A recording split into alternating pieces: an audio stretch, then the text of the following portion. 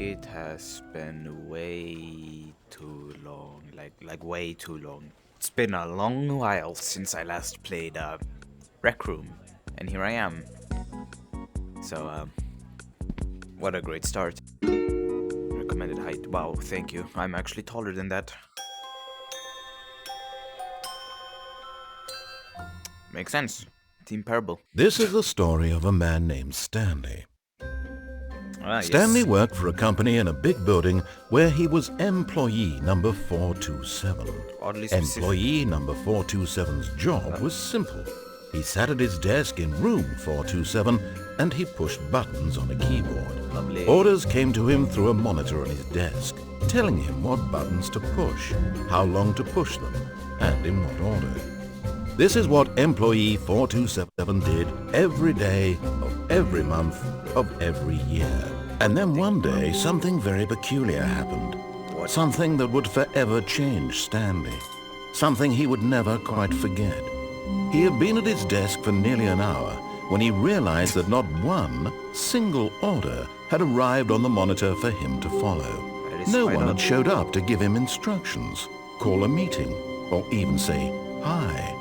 Never in all his years at the company had this happened. This complete isolation. Something was very clearly wrong. Shocked, frozen solid, Stanley found himself unable to move for the longest time. But as he came to his wits and regained his senses, he got up from his desk and stepped out of his office. Alright, we're here. Alright, I gotta be honest, those look like faces. Alright, we're here.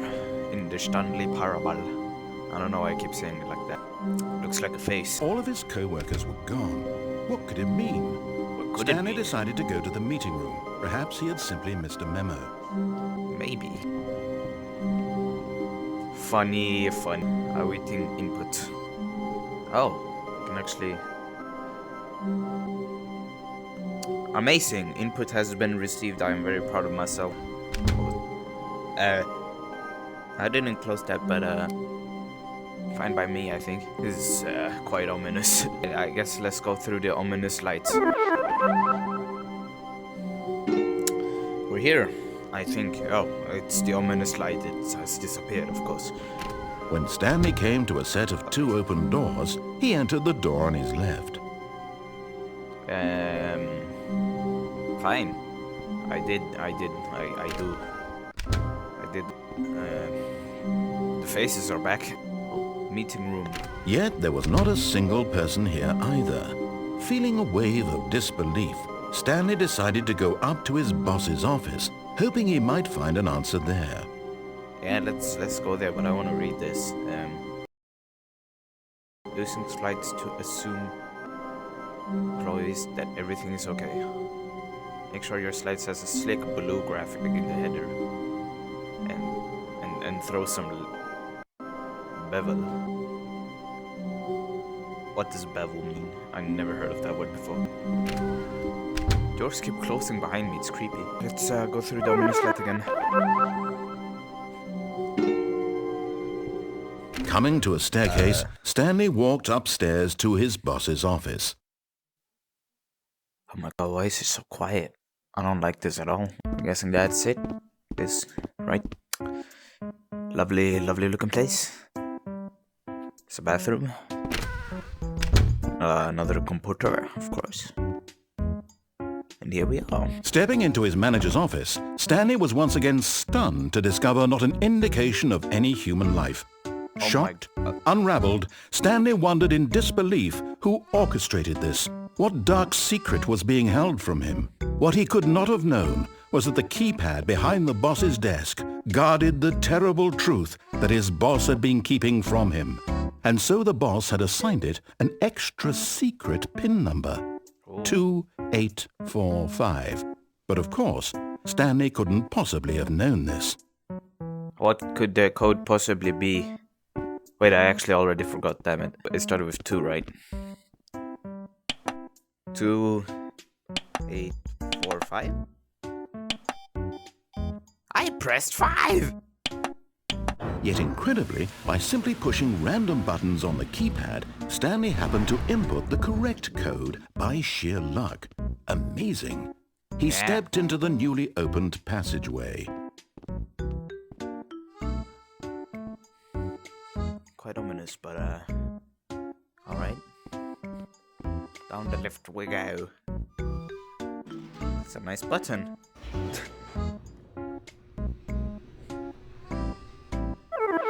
Descending deeper into the building, Stanley realized he felt a bit peculiar. It was a stirring of emotion in his chest, as though he felt more free to think for himself, to question the nature of his job. Why did he feel this now, when for years it had never occurred to him? This question would not go unanswered for long. Oh, well then. If light... I don't know how to... Stanley walked straight ahead through the large door that read Mind Control Facility. Escape. But there is an escape. Oh no, that's terrifying. A long hallway? Heck no. Fine, I'll go through the mind control thing. Did the door just close behind me? Well, great. No escape is available now. The lights rose on an enormous room packed with television screens. You know, that's a better drawing than anything I've been able to draw in my entire life, so, I can't complain about anything here. Now the monitors jumped to life, their true nature revealed. Each bore the number of an employee in the building, Stanley's no co-workers. The lives of so many individuals reduced to images on a screen, and Stanley, one of them, eternally monitored in this place where freedom meant nothing.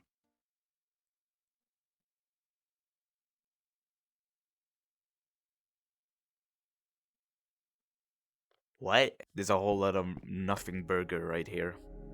This mind control facility, it was too horrible to believe. It couldn't be true. Had Stanley really been under someone's control all this time? Was this the only reason he was happy with his boring job? Maybe. No, he refused to believe it. He couldn't accept it. His own life in someone else's control? Impossible. Never. It was unthinkable, wasn't it? Was it even possible? Had he truly spent his entire life utterly blind to the world? Perhaps. Quite ominous. Very ominous, actually. Oh, we have reached... Yep. Let's see what's in here. What a lovely place. Lovely Here place. was the proof. The heart of the operation. Controls labeled with emotions. Happy or sad or content. Walking, eating, working. All of it monitored and commanded from this very place. And as the cold reality of his past began to sink in, Stanley decided that this machinery would never again exert its terrible power over another human life, for he would dismantle the controls once and for all. Yes! I'm just curious what this button does.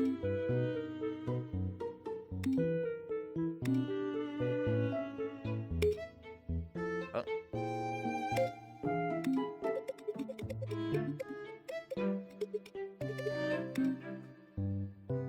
Amazing. Oh, there's more buttons. Amazing. All of these buttons make noises? Oh no. All of these buttons make noises. I'm gonna be here for a while.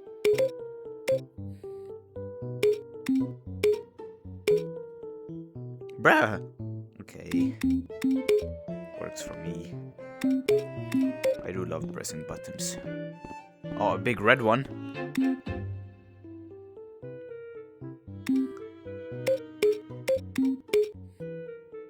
Nothing happened besides, nothing.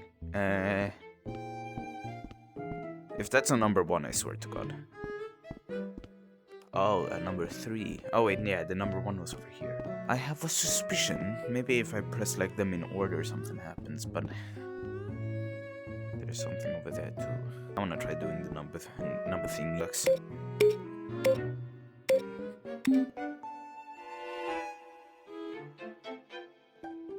Nothing happened. That's it. Blah blah blah blah blah. Blah blah blah blah blah. This is text. I agree.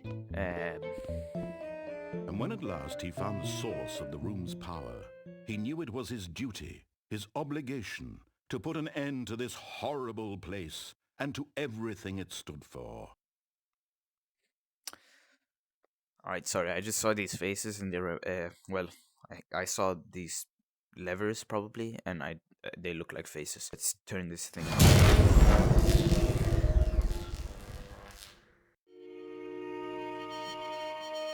This is not creepy at all. Blackness and a rising chill of uncertainty. That's what I was thinking. Was it over? I hope. Yes. But He had won. He had defeated the machine.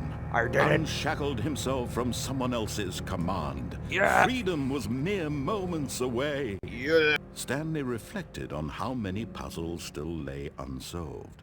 Where had his co-workers gone? How had he been freed from the machine's grasp? What other mysteries did this strange building hold? But as sunlight streamed into the chamber, he realized none of this mattered to him. For it was not knowledge or even power that he had been seeking, but happiness. Perhaps his goal had not been to understand, but to let go. No longer would anyone tell him where to go, what to do, or how to feel. Whatever life he lives, it will be his. And that was all he needed to know. It was perhaps the only thing worth knowing. Stanley stepped through the open door. What happens if I just don't? Stanley felt the cool breeze upon his skin, the feeling of liberation, the immense possibility of the new path before him. Right now, that things were meant to happen. Yeah. And Stanley was happy. I am happy. I'm very happy. How cryptic. We're back in a loading screen.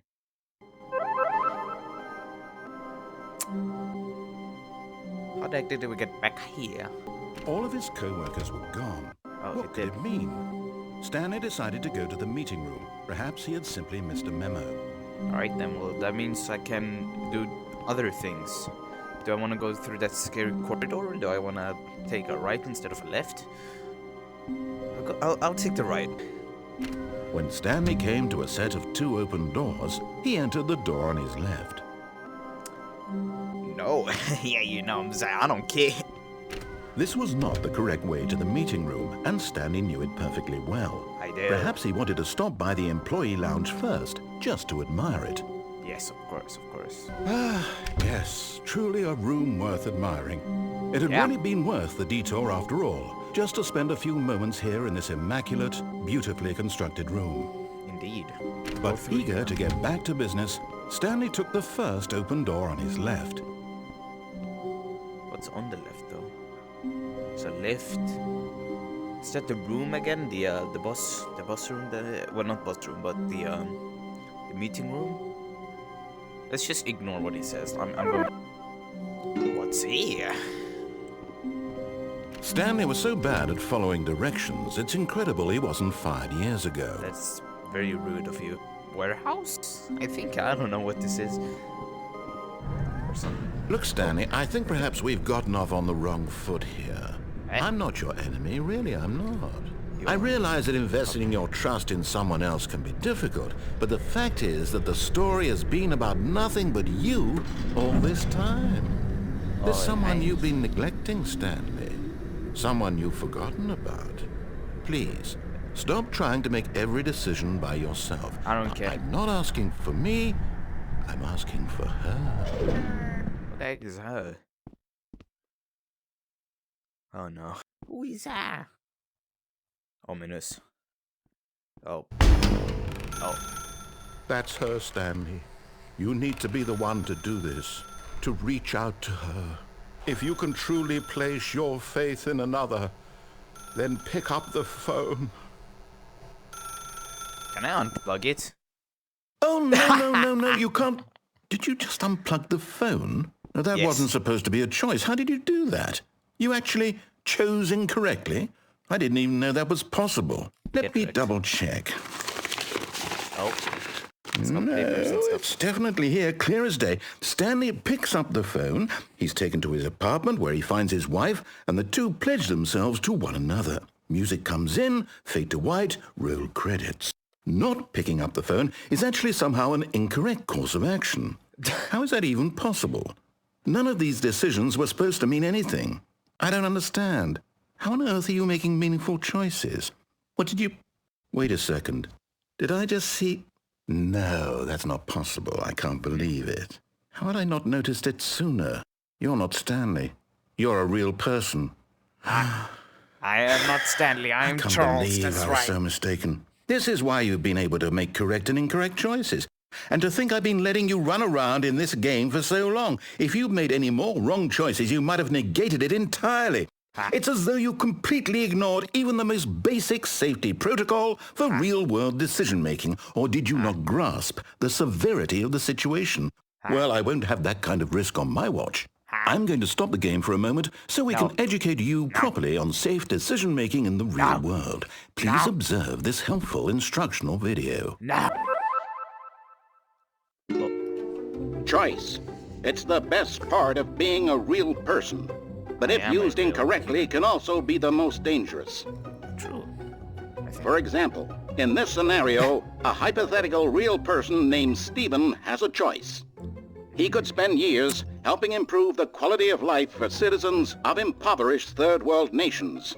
Or he could systematically set fire to every orphan living in a 30-kilometer radius that does not conform to rational logic. Fish. Find yourself speaking with a person who does not make sense. In all likelihood, that person is not real. Allow the person to finish their thought, then provide an excuse why you cannot continue talking. Turn to a partner and practice saying, "My goodness, is it 4:30? I'm supposed to be having a back, sack, and crack." What does that even mean? And finally, if you begin to wonder if your choices are actually meaningful and whether you'll ever make a significant contribution to the world, just remember that in the vast infiniteness of space, your thoughts and problems are materially insignificant. You may have noticed that this room has begun to deteriorate as a result of narrative contradiction. But not to worry. Now that you're properly informed on good decision-making, we're going to revisit a choice you made just a few minutes ago and see what the correct thing to do would have been. This way, please. I'm picking up the phone if that's up. Out. We're back here, right? Can I go through this door? Take that as a no. Now that we know your choices are meaningful, we can't have you jumping off the platform and dying. Imagine the main character dying senselessly halfway through the story. That story would make no sense at all.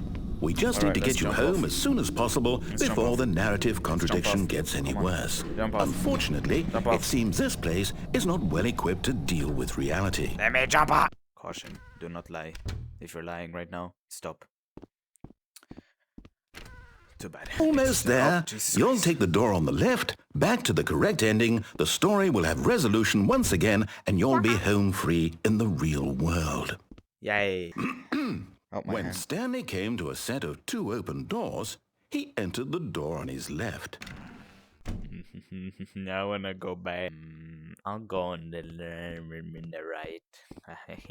No! Why did you Oh. do that? Quickly, hurry back in the other direction. Perhaps we're not too God. late. Alright, jeez, I'm sorry. I was curious. Jeez. Fine. I'll go left. Ah!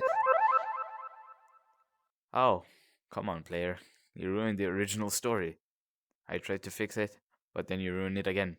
And now you're trying to escape it? Cheater. SV_cheats1. Yeah, let's type that in. Stanley, this is me being serious. In fact, this is my serious room. That table is the most serious table I could find. The extent to which this is the most serious room I have, which It's is quite why a I bland brought you room. here. You just tried to activate server cheats, which of course runs the risk of breaking the entire game. Nice. Too bad. It's time to get serious, Stanley. No jokes, no games. Outside of this room, I might be more tolerant of those things, but now we're in the room. which is why I'm subjecting you to the most serious punishment I can think of. Oh no. 100 billion trillion years standing here in the serious room. Perhaps after that, we can talk about the severity of your actions and whether you've learned anything. But until then, serious room, go.